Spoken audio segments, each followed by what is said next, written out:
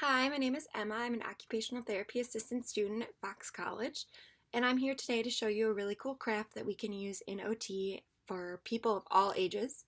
So what is occupational therapy? Occupational therapy is a type of therapy that uses meaningful activities known as occupations as therapy in order to promote independence in daily tasks and daily activities. So we use crafts in OT, and they're an important part of OT and therapy of all kinds because they promote creativity and being in the flow while participating. And then while participating in crafts, someone may be able to concentrate on what they are doing rather than how they are doing it. And by using a more simple craft with a client as an OT practitioner, it can allow them to succeed in their work, and that does so much for the client. After they successfully succeed in their work, their confidence increases and their attitude towards therapy may change for the better for the future. So what I'm going to be doing today is I'm making a flower pen. I think they are just called flower pens, but the materials that you need: fake flowers. They have all different kinds, any kind you want. It doesn't matter.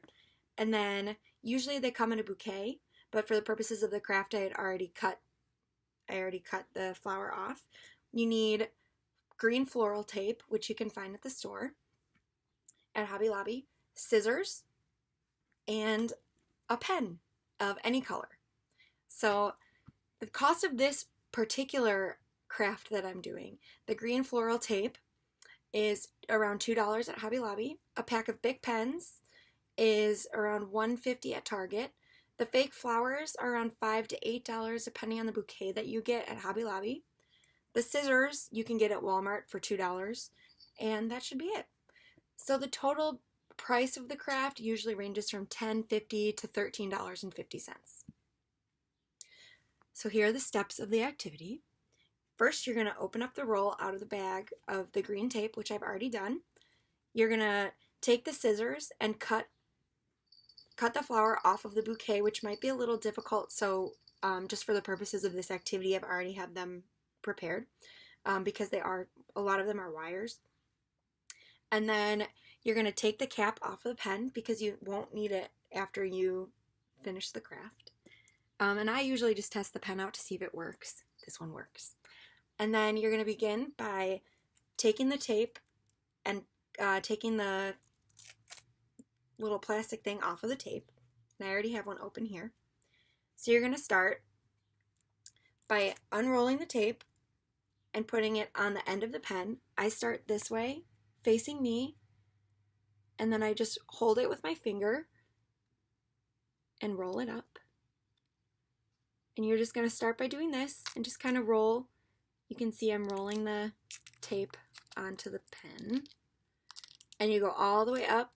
You can double it up. You can go back down and make it thicker. You can choose the thickness of however you want it, but I'll show you how to do that near the end. All right, and you're just going to keep going all the way.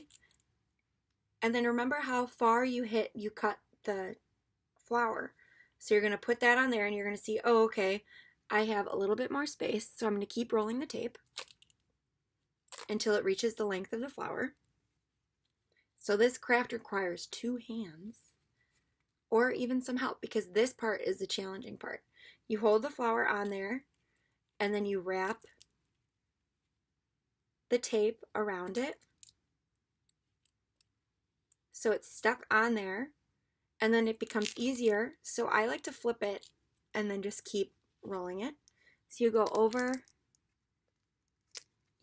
the flower, and then once you reach the top, you cover the top of the pen, and then I just like to go back down just to be safe, just so you can't see the pen throughout the end. And then when you're at this part, the part where the flower starts, you want to quadruple, triple it up so that the flower part doesn't poke out and get you when you're writing with it. So I just do it a couple times around just to be safe, and then you keep going down. You can turn it however you want, whatever's easiest for you. And this is just what I do, but you don't have to do more than 1 layer. I just like to go back up because I like to end the tape on the flower to make it easier. So as you can see, the point of the pen is still available. I can still write with it. And then you just finish up Go all the way up.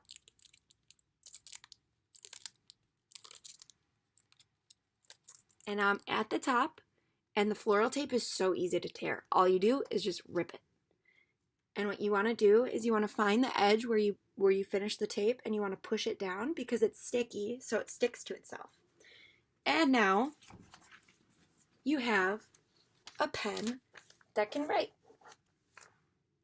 And it's a flower pen. So I've made a few of them. And here they are. They're so fun and everyone loves them, and you maybe see them in doctor's offices. You know, they're everywhere. So what kind of population will these pens benefit? Anyone. This craft benefits children who have difficulties in fine motor skills or adults who have difficulties in fine motor skills.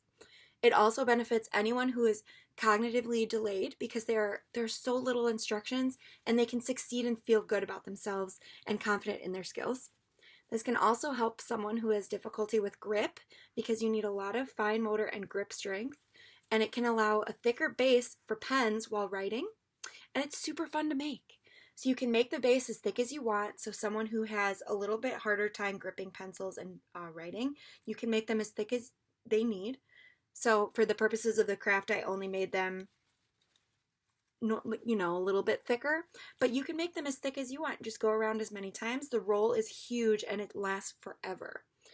So the goals of the craft, some goals include improving finger dexterity and mobility, because when you're wrapping around, it's mobility.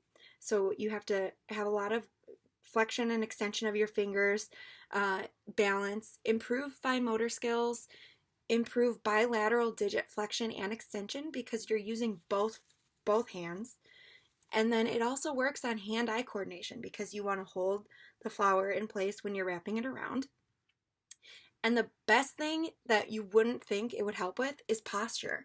You can sit and do the craft like I'm doing right now, and I'm maintaining a tight core, and I'm sitting up with my posture. I'm sitting on my bed, so it's a little bit more challenging. But if you want the more challenge, you can do that. You can have the client sit on a ball and do it. You can have them sit at a table where they're more comfortable if they have poor trunk control, and you can also have them standing up if they have difficulties focusing and multitasking. It could definitely benefit them standing up. So that's my craft. I hope you enjoyed it, and I hope you make some more. I'm going to bring these to class, so if anyone wants them, they can have them. That's it. Thanks for watching.